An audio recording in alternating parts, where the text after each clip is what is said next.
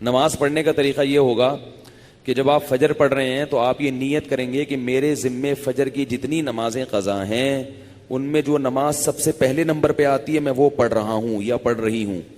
ظہر جب پڑھیں تو آپ کے میرے ذمے ظہر کی جتنی نمازیں قضا ہیں ان میں جو سب سے پہلی نماز ہے میں وہ پڑھ رہا ہوں. جب بھی نیت ہوگی تو یہی ہوگی. جب آپ دوبارہ فجر پڑھیں گے پھر آپ یہی نیت کریں گے میرے ذمے فجر کی جتنی نمازیں ہیں ان میں سب سے پہلی نماز, کیونکہ وہ جو آپ نے پڑھ لی ہے نا وہ تو ذمے میں رہی نہیں ہے, تو وہ خود بخود دوسری نماز پہلے نمبر پہ آ جائے گی ان نمازوں میں جو آپ کے ذمے میں ہیں. سمجھ رہے ہو؟ اسی طرح آپ ایک ڈائری میں نوٹ کر لیں کہ کتنے سال کی نمازیں, اندازہ ہی ہوگا, یقین تو نہیں ہو سکتا, کتنی سال کی فجر ہے. بعض لوگ فجر کم پڑھتے ہیں ظہر زیادہ پڑھتے ہیں تو وہ ظہر کم رکھیں فجر زیادہ رکھیں, ٹھیک ہے نا. تو جمعے کتنے آئے ہیں یہ سارا حساب کر کے ایک اندازہ ہی ہوگا, اس کا یقین نہیں ہو سکتا. تو اندازے سے کر لیں اور جتنی جتنی نمازیں پڑھتے جائیں ڈائری میں سے وہ کاٹتے جائیں. بعض لوگ ڈائری کا نظام نہیں رکھتے, حافظے پر اعتماد کرتے ہیں, وہ ساری زندگی کنفیوز رہتے ہیں, پڑھتے رہتے ہیں, ان کو یہ نہیں پتا چلتا کہ ہوئی ہے کہ نہیں ہوئی ہے.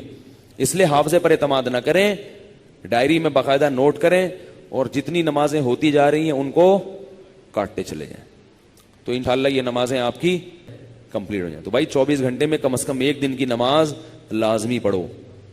ایک دن کی بھی نہیں پڑھ رہے تو پھر گناہ ہونے کا خطرہ ہے بہت سخت, اور ایک دن کی اگر پڑھ رہے ہو تو اگر موت آ گئی تو وصیت کر کے جاؤ, تو اللہ کی رحمت سے امید ہے اللہ تعالیٰ معاف کر دیں, کیونکہ انسان اس سے زیادہ کا مکلف نہیں ہے نا. اب ایک دن میں 5 نمازیں فرض بھی پڑھنی ہے پھر قضا بھی پڑھنی ہے تو اور بھی تو کام کرنے ہیں نا. بعض لوگ تو ایسے ہیں کہ وہ ایک دن میں 5 دن کی نمازیں قضا پڑھ لیتے ہیں. پھر قضا عمری پڑھنے کا کوئی ٹائم متعین نہیں ہے. فجر کے وقت میں ظہر کی پڑھ سکتے ہو, ظہر کے وقت میں فجر کی پڑھ سکتے ہو, مکروہ وقت نہ ہو. مکروہ وقت جو سورج نکلتے ہوئے, زوال کے وقت اور سورج غروب ہوتے ہوئے. فجر کے بعد بھی پڑھ سکتے ہیں, عصر کے بعد بھی پڑھ سکتے ہیں قضا. فجر اور عصر کے بعد نوافل تو نہیں پڑھ سکتے مگر قضائے عمری پڑھ سکتے ہو. وطر بھی پڑھنے پڑیں گے, فرائض پڑھیں اور وطر پڑھیں, ٹھیک ہے نا. اور فرائض میں یہ آسانی ہے کہ تیسری اور چوتھی رکعت میں اگر کچھ نہ بھی پڑھیں تو بھی چلے گا. فرض کی تیسری رکعت میں 3 دفعہ سبحان ربی الاعلی کہنے کی بقدر کھڑے رہیں تو بھی نماز ہو جائے گی. وطر میں تیسری رکعت میں پڑھنا پڑے گا. فرض کی تیسری چوتھی رکعت میں چاہیں آپ مختصر قرات کر لیں, تیسرا کلمہ پڑھ لیں تو یہ بھی ٹھیک, سورہ فاتحہ پڑھیں تو زیادہ بہتر ہے.